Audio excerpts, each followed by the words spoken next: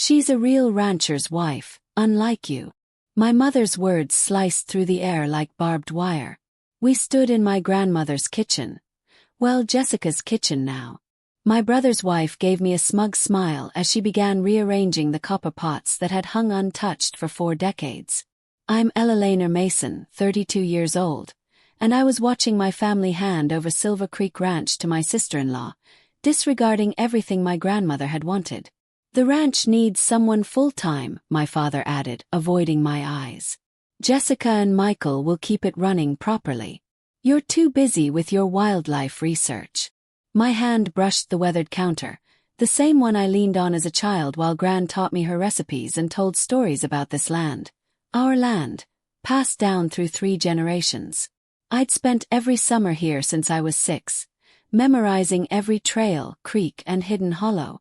Besides, Jessica chimed in, smoothing her perfectly styled hair, we have plans to modernize. This place is stuck in the past. We're thinking event venue. Maybe an ATV park.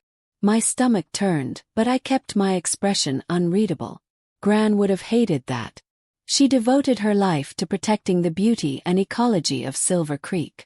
You're awfully quiet, Elellanor, Michael said, throwing an arm around Jessica. No protests.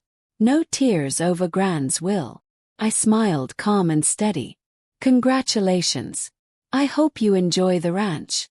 Their confident faces faltered, just a flicker. They'd expected a meltdown, threats, a scene. Instead, I picked up my bag and headed for the door. That's it, my mother called after me. You're not even going to argue. I looked back once, taking in the kitchen where so many of my happiest memories lived. No scene needed, I said softly. Everything's exactly as it should be. They had no idea what was coming. In Gran's final months, she'd warned me. They'll try to take it. Your parents, Michael. They'll think they know better. But you, Elellanor, you're the only one who truly understands this land. She pressed a worn envelope into my hand. When the time comes, you'll know what to do. But wait. Let them show their true selves first. That envelope had waited 3 months in my safe. And now its time had come. As I drove away from the ranch, I glanced in the rearview mirror. Jessica and Michael were already inspecting the barn, dreaming of renovations. My phone buzzed with texts from my mother, asking why I gave in so easily. They didn't know Gran had watched everything unfold. Jessica playing the perfect daughter-in-law, Michael feigning interest in ranch life while secretly seeing dollar signs. They dismissed my years of devotion to the land just because I had a career beyond it.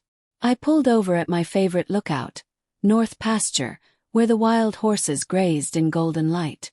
This was what Gran had protected, what they would soon destroy. I opened my phone and texted Mr. Harrison, Gran's lawyer. It's time. His reply came fast. Documents ready. Meeting at 9 a.m. tomorrow. I smiled as a red-tailed hawk soared overhead. Gran had always said, timing is everything. The next morning I walked into Mr. Harrison's office at 9 sharp, wearing Gran's old leather jacket. My family was already there, clearly irritated. What's this about? My father barked. We've got contractors meeting us at the ranch today. Jessica barely looked up from her phone. 3 weddings booked for next summer. Deposits already in. Mr. Harrison raised a hand. I wouldn't spend that money just yet. He pulled out a thick folder and handed them each a copy. I watched their smiles vanish. This can't be right, my mother stammered. We just signed over the ranch yesterday. Mr. Harrison nodded. Yes, the residential portion, house and surrounding property. But the main ranch, 2,800 acres, was transferred to Elellanor 3 months ago, per Mrs. Mason's wishes. Silence. I didn't need to say a word. The envelope had done all the talking. The room fell into a stunned, echoing silence. Jessica's phone slipped from her hand and hit the desk with a sharp clatter. That's impossible, Michael muttered. Gran didn't, she wouldn't. I quietly set down my own copy of the deed and a letter, the one Gran had written in her own hand. She did, I said. Gran knew exactly what you were planning. She heard you and Jessica talking about selling to developers last Christmas, when you thought everyone was asleep.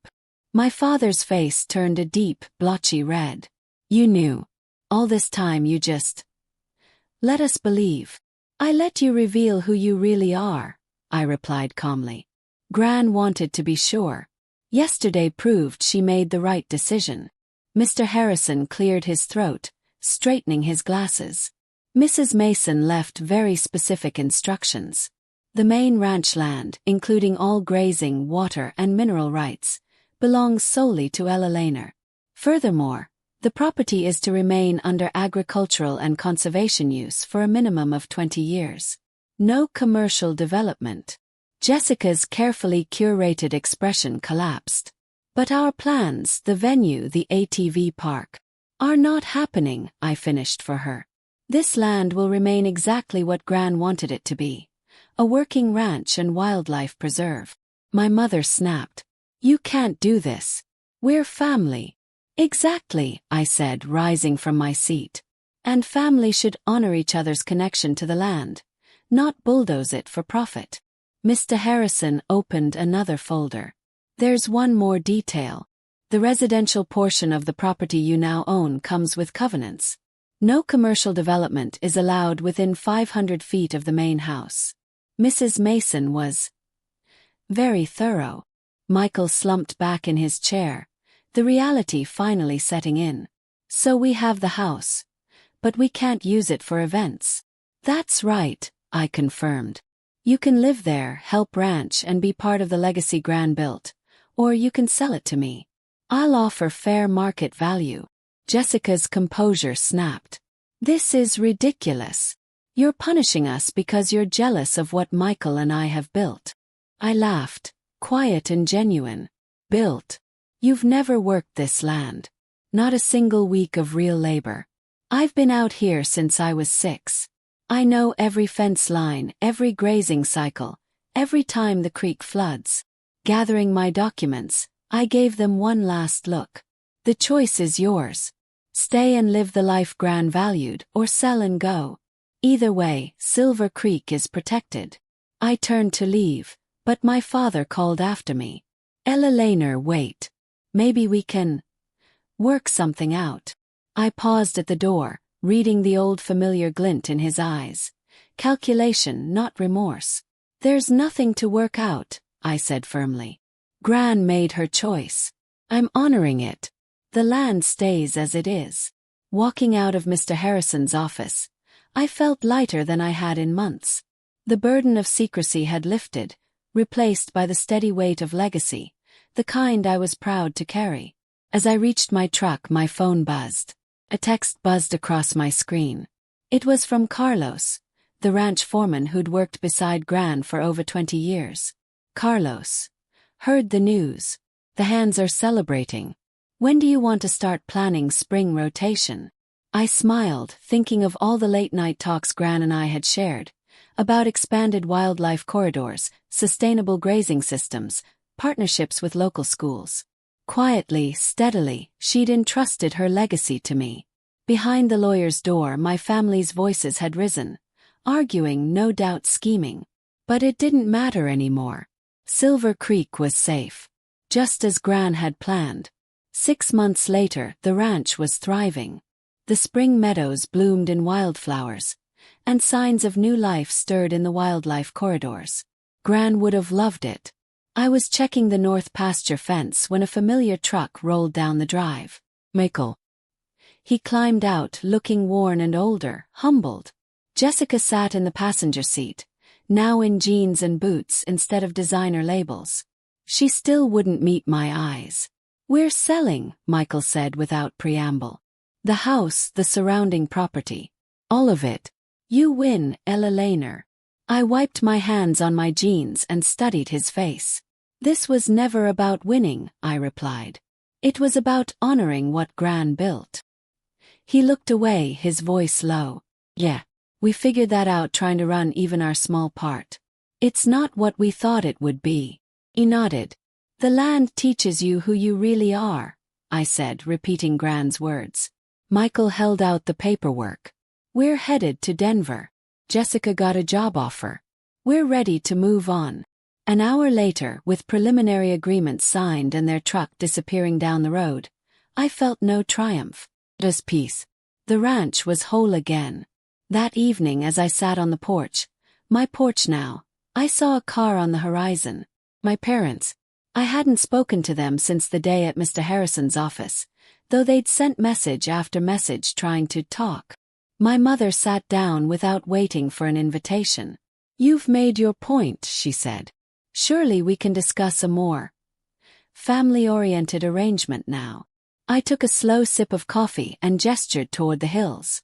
"There's nothing to discuss. Michael and Jessica are selling their portion. Silver Creek stays whole. But think about the potential," my father urged. "The money we could." "Dad," I cut in gently but firmly. "Look." I pointed toward the ridge where a herd of elk emerged from the treeline. In the nearer pasture, cattle grazed peacefully beside pronghorn antelope. 2 eagles circled overhead in the golden light. This is what Gran protected.